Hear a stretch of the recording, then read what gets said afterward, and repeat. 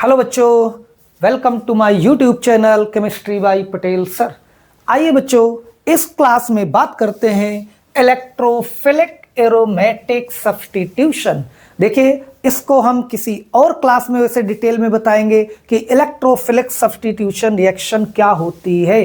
फिर भी थोड़ा सा जान लेते हैं। क्या कह सकते हैं कि अगर कोई एटम या ग्रुप किसी इलेक्ट्रोफाइल से सब्स्टिट्यूट होता है या उसको सब्स्टिट्यूट यानी प्रतिस्थापित करने वाला इलेक्ट्रोफाइल है, तो उसको हम बोलेंगे इलेक्ट्रोफिलिक सब्स्टिट्यूशन रिएक्शन। क्या कहा हमने कि when one atom or group is substituted by an electrophile is called electrophilic substitution reaction। ध्यान दीजिए, generally all the aromatic compound shows electrophilic substitution reaction। ये रिएक्शन बेसिकली बच्चों एरोमेटिक कंपाउंड या aromatic यौगिकों के लिए होती है। ये एरोमेटिक यौगिक इसको आसानी से देते हैं और इसमें आपकी 4 रिएक्शन आती हैं। नाम आपने सुना होगा, नाइट्रेशन, क्लोरीनेशन यानी हेलोजिनेशन, क्लोरीनेशन ले लें या ब्रोमिनेशन उसी में, सल्फोनेशन, और चौथी है फ्रीडल क्रॉफ्ट रिएक्शन।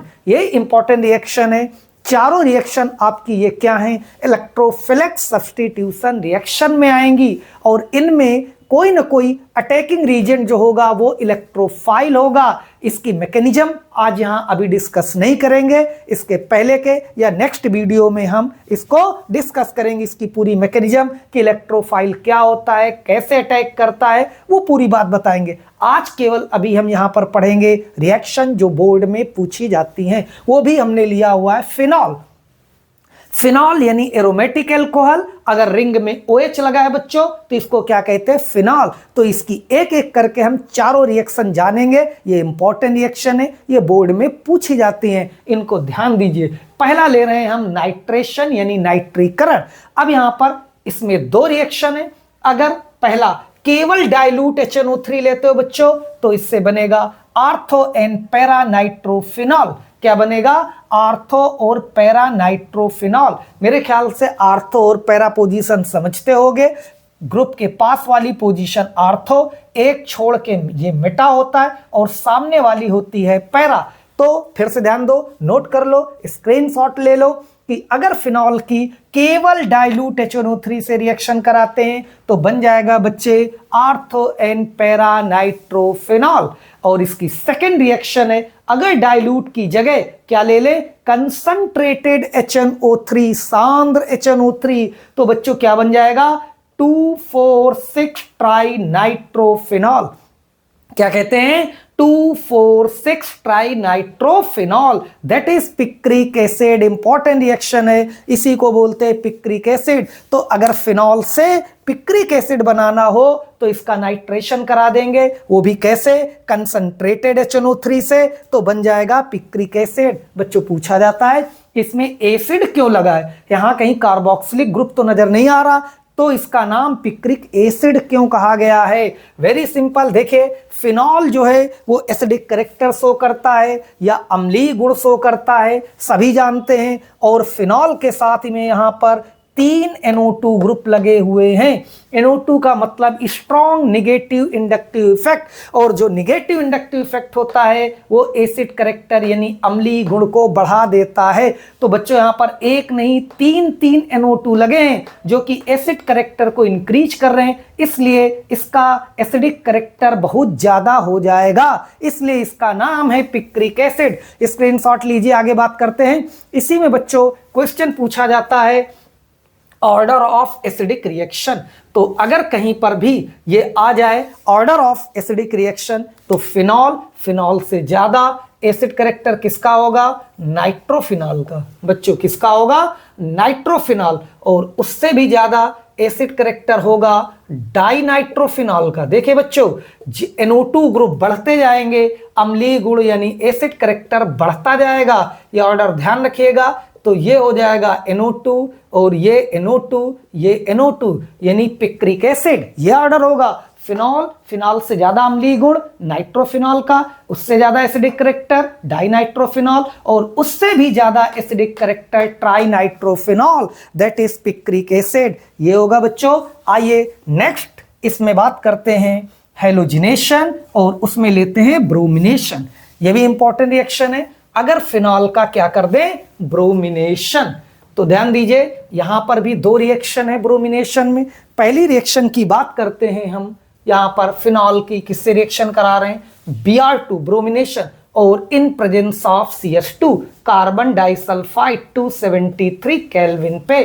तो इससे बच्चों मिलेगा क्या, आर्थो एन पैरा ब्रोमोफिनॉल। जल्दी से नोट करें क्या बन जाएगा, ortho and para bromophenol, ortho and para bromophenol बनेगा। और अगर हम इसका ब्रोमिनेशन ब्रोमीन वाटर से कर दे बच्चों, किससे कर दें, ये देखिए 3Br2 लेना पड़ेगा इन प्रेजेंस ऑफ वाटर, तो फिर यहां पर मिल जाएगा आपको 2,4,6 ट्राई ब्रोमोफिनॉल। बच्चों ये देखिए क्या बन जाएगा, 2,4,6 ट्राई ब्रोमोफिनॉल। जल्दी से स्क्रीनशॉट लीजिए, जल्दी नोट करें, ये इंपॉर्टेंट रिएक्शन है। क्या, फिनॉल की पहली कंडीशन है, अगर इसका bromination in presence of CH2 carbon disulphide की प्रेजेंस में करते हो तो बनेगा आर्थो एन पैरा ब्रोमोफिनॉल। लेकिन सेकंड कंडीशन में अगर इसकी रिएक्शन हम Br2 यानी ब्रोमीन वाटर से करते हैं, वाटर की प्रेजेंस में, तो बनेगा बच्चों 2,4,6 ट्राई ब्रोमोफिनॉल। जल्दी से नोट कर लें, ये हो गई आपका ब्रोमिनेशन।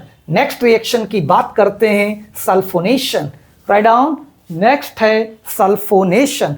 हाँ, सल्फोनेशन कंसंट्रेटेड H2SO4 से कराएंगे। बच्चों यहां भी दो रिएक्शन है। अगर 15 से 20 यानी 15 to 20 डिग्री टेम्परेचर लेते हो तो इसमें बनेगा मेनली आर्थोफॉर्म, ये मेजर प्रोडक्ट बनेगा। और अगर यहां पर 80 से 100 डिग्री लेते हो टेम्परेचर तो यहां बनेगा मेनली पैराफॉर्म, यानी para hydroxy benzene sulphonic acid. Note करें तो ये बन जाएगा ortho and para hydroxy benzene sulphonic acid. Screenshot लें जल्दी से इसका, ये है सल्फोनेशन।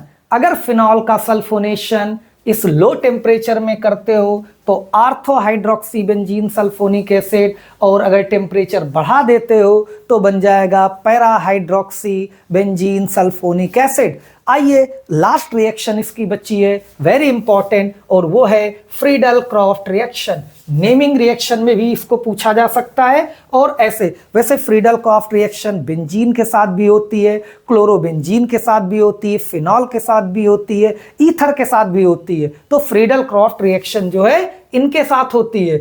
ये देखिए Friedel Crafts reaction, Friedel Crafts reaction. बच्चों इसके भी दो पार्ट हैं।